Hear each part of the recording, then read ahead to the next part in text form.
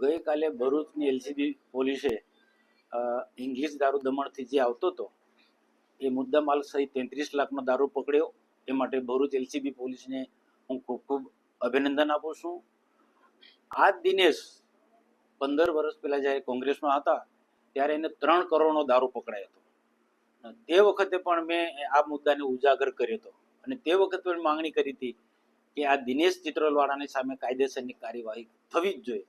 અને આજે 1 મહિના 1.5-2 મહિનાના પહેલા પણ મેં મીડિયા સમક્ષ માહિતી આપી હતી કે મધ્યપ્રદેશ અને રાજસ્થાન અને મહારાષ્ટ્રમાંથી ખૂબ મોટા પ્રમાણમાં ઇંગ્લિશ દારૂ ડુપ્લિકેટ ને જે લોકોને ખૂબ સારી રીતના નુકસાન કરે છે એવો દારૂ મોટા પ્રમાણમાં આવે છે. નર્મદા જિલ્લામાં, રાજપીપળામાં, આંબલેતા પોલીસ સ્ટેશન, ઉમરલા, રાજપાડી, ભરૂચ જિલ્લામાં ઘણા બધા વિસ્તારોમાં જાય. કરજણ સિનોરમાં પણ આ દારૂ જાય છે. આવા મોટા બુટલેગરોના મેં નામ પણ આપ્યા હતા. પણ જે નર્મદાની પોલીસ હશે કે પછી ભરૂચની પોલીસ હશે પકડે ખરા, પણ કોને પકડે? નાના બુટલેગરોને.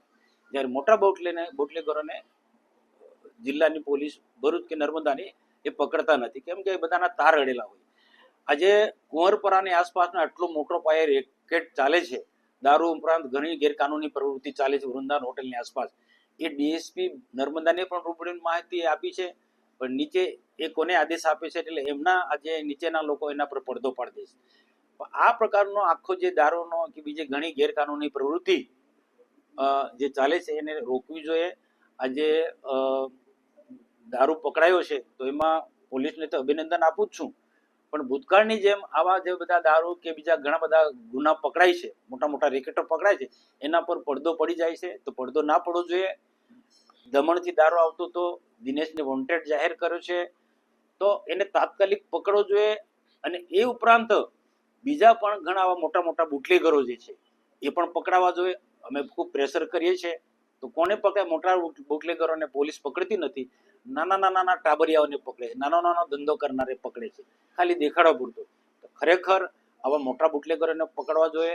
અને જ્યાંથી દારૂ આવતો હોય ત્યાંથી એ મેન માલિક કોણ છે એને પકડવો જોઈએ. આ જે રીતના દિનેશ ચિત્રોલને પકડાયો અને વોન્ટેડ જાહેર કર્યો છે એ રીતના બીજા ઘણા બધા મોટા બુટલેગરોને પણ જાહેર કરવા જોઈએ. ઉમરલા છે, રાજપાડી છે કે ઝઘડિયા વિસ્તારની અંદર ઘણી બધી જગ્યાએ ભરૂચ શહેરમાં પણ આવા મોટા બુટલેગરો જે છે એ કરજણ સિનોરમાં પણ જે મોટા બુટલેગરો છે એ બધાનો દારૂ પકડાવવો જોઈએ અને એકની સામે કાર્યવાહી થવી જોઈએ. એ કોંગ્રેસમાં હતા ત્યારે ચિત્રોલમાં દારૂ પકડાયો, એ 3 કરોડ રૂપિયાનો દારૂ પકડાયો હતો. તે વખત પણ અમે કાયદેસરની કાર્યવાહી કરી હતી. એ પછી એમાંથી આ ધંધો આ પ્રકારનો ચલાવવા માટે ભાજપમાં રહીને સરકાર ભાજપને એટલે આ ધંધો ચલાવવા માટે બુટલેગર તરીકેનો ધંધો એ ભાજપમાં આવ્યા પછી પણ એના છોકરીને તે વખત પણ ના પાડી હતી કે બુટલેગર છે, બુટલેગરની છોકરીને ટિકિટ ના અપાય. પણ તે વખત આંબલેથાની સીટ પર એમની દીકરીને ટિકિટ આપીને જીતી ગઈ. અને ફરી પણ પાછી હમણાં આંબલેથાની સીટ એ પુરુષની સીટ હતી, પણ છતાં પણ નીલ રાવ ખબર ને કોકના દબાણમાં આવી અને એ આંબલેથાની સીટ પુરુષ સીટ હોવા છતાં પણ દિનેશની દીકરીને એ જિલ્લા પંચાયતની સીટ આપી, ત્યાંથી લડાવી. તો એને અમારા ફોટા પણ સાથે દિનેશે મૂક્યા છે અને સાથે કોઈ વાંધો નથી. પાર્ટીના કાર્યક્રમમાં આવી જાય ને અમારા સાથે ફોટા પાડી લે. ઘનશ્યામભાઈ સાથે પણ આવા ફોટા પાડી લીધા છે. પણ મારો તો રેકોર્ડ છે યાર, દિનેશનો સમય પણ મેં વિરોધ કર્યો છે. દિનેશ જેવા બધા જ બુટલેગરોનો ખુલ્લેઆમ વિરોધ કર્યો છે. અને નામજોગ મને ડીએસપીને કેટલીક વખત કે જવાબદાર અધિકારીએ નામજોગ આપ્યા છે કે આ પ્રકારના બુટલેગરો આ પ્રકારનો ધંધો કરી. એ લિસ્ટ આપ્યું છે, મેં લિસ્ટ આપ્યું છે આ બધા બુટલેગરોના કે આ મોટા બુટલેગરો છે. નર્મદાના એસપીને લિસ્ટ આપ્યું છે. તો ભલે ભાજપમાં હોય પણ ભાજપની અંદર આવા ઘણા બધા લોકો છે કે કોંગ્રેસમાં હતા તે લોકો આજે આવા ધંધા કે રેત માફિયા પણ ઘણા એવા જે છે કે રેતી સાથે જોડાયેલા મોટા કૌભાંડો ને દબાવવા માટે ભાજપમાં આવી ગયા છે. દારૂના અડ્ડા ચલાવનારા આજે ભાજપમાં આવી ગયા છે.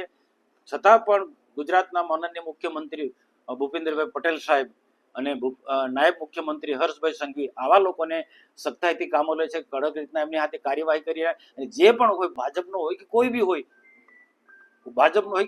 એમની સામે કડક હાથે કાર્યવાહી મને આનંદ છે.